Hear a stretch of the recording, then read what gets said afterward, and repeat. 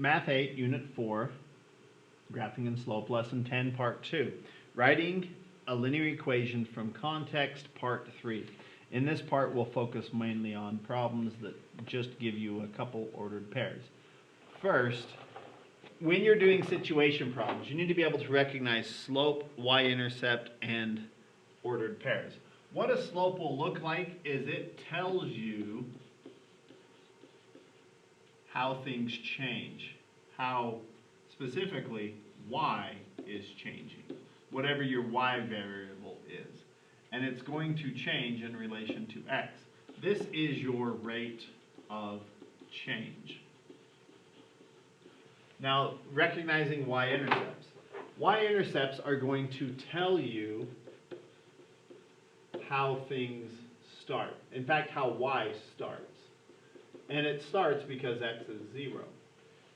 So these are initial conditions.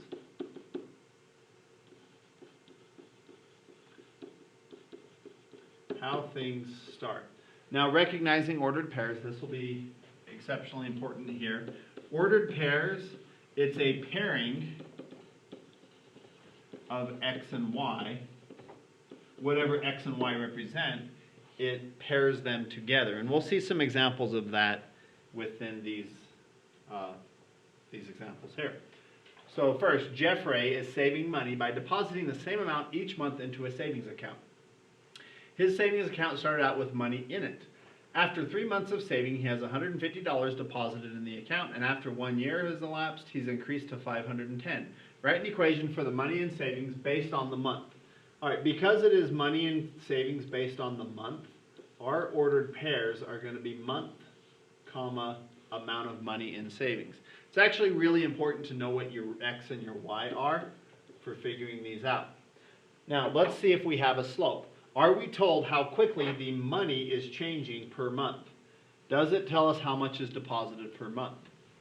It does not. Okay, is there a y-intercept? Is there a number that tells us how much money there was at the start when the month was 0? Well, that information is not in this problem either. All we have are ordered pairs. Specifically, 3 months pairs together with the $150. That's our first ordered pair. 3 months is $150. Our second ordered pair is 1 year, and that pairs up with $510. Now 1 year is 12 months, so I need to use 12, 510. Now once I've identified those 2 points, I just do the math on those 2 points. Like we did in the previous video, start by finding slope. The slope is going to be the change in y, 510 minus 150, over the change in x, 12 minus 3. This would give us 360 over 9, which is 40. So that's actually the slope, and it means $40 a month is being deposited into Jeffrey's savings account. Okay, from there we're going to find our y-intercept, because y equals 40x plus b. We can plug in one of these numbers. Let's do 3 150. So 150 equals 40 times 3 plus b. 150 equals 120 plus b, and we can subtract the 120. And we find that b equals $30. Now, with the 30 and the 40 that we have found, we've got the answer. Y equals 40x plus 30. Now, the y-intercept, it's important to understand, it means that $30 is what the account started with at month 0. So before he started putting money in, it was at $30. All right, next example. Ronak is a short 8th grader. He wants to be taller. Amazingly, over the summer, he hits a growth spurt that lasts 6 months. He's 52 inches at the beginning and 64 after the 6 months. Write an equation for Ronak's height from the start of the growth spurt. Okay, first, let's look for a slope. Are we being told how fast he's growing?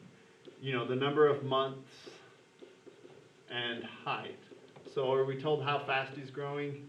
No, we don't have a slope. Are we told how fast he is at the beginning of the growth spurt. Now this is true. We do know this. It says at the beginning he is 64. At the beginning he's 64 inches. So we do know that. And then that's not enough. We have to find the slope. We can find the slope if we know a couple of points, which we actually are going to know a couple of points here. Specifically, the y-intercept. 0 months is 64 inches tall. And we're told that, no, actually 0. At the beginning, it's 52 inches. I misread that. It's a good thing I've got it fixed now. So at the beginning, he's 52 inches tall, which is only 4'4". That is kind of short, especially for an 8th grader, 8th grade boy. Even an 8th grade girl, that's probably kind of short. At 6 months, he's 64 inches tall. So it looks like he's actually growing an entire 12 inches in 6 months. That's 2 inches per month. That's actually probably a dangerous growth rate. Might be bad for his health. But anyway, so we know the slope, 2 inches per month, plus a certain amount that he, wait, we already know what he started at. We don't have to figure that out. It's 52. So we are done with this. Y equals 2x plus 52 is Ronek's height during the growth spurt. Tazian inherits some money when a moderately rich uncle dies. He sets up an account to pay his mortgage payment. Every month, the mortgage is automatically withdrawn. After 3 months, the account has $13,150, and after 6 months, there are $10,450 left. Write an equation for money remaining. Okay, on this, we're going to have our input of month, our x variables month, our output, our y variable is the amount of money. We do not have a slope. We're not told how quickly the money in the account is changing. We're going to have to calculate that. We are also not told how much we started with, how much Tazian inherited. So we're going to have to figure all of that out. But we do have some points. Specifically, at month 3, there's $13,150 in the account. And at month 6, there are $10,450 in the account. Now, we can calculate slope as usual. We would do, let's go ahead and do 13,150, subtract 10,450, and put that over 3 minus 6. Well, 3 minus 6 is negative 3. 13,150 minus 10,450 is 2,700. That comes out to be negative 900 for my slope. It looks like $900 per month is coming out of the account. Now we just need to find the y-intercept. So y equals negative 900x plus b. Let's plug in one of these points. Let's just do the first one. So 13,150 is negative $900 times 3 months plus b. That would be negative 2,700. So we can add 2,700 to both sides here. And that gives us, let's see, 13,150 plus 2,700 is 15,850, and that is my y-intercept. With both the slope and the y-intercept known, we can write our equation. Y equals negative 900x plus $15,850. And that is the amount of money left in Tazian's account based on the number of months he's used it to pay his mortgage payment. All right, in the practice, number 1, you're just finding the equation. You'll have to find the slope, find the intercept. You can write the equation. Number 2, you've got a situation problem dealing with a kitten that is growing. Number 3, this is about substitution. You'll plug in x, y. Keep in mind x is 3 and y is negative 4, and you'll plug them in. Number 4, this is a review from Unit 1. Which of these are solutions to the inequality? Select all that apply.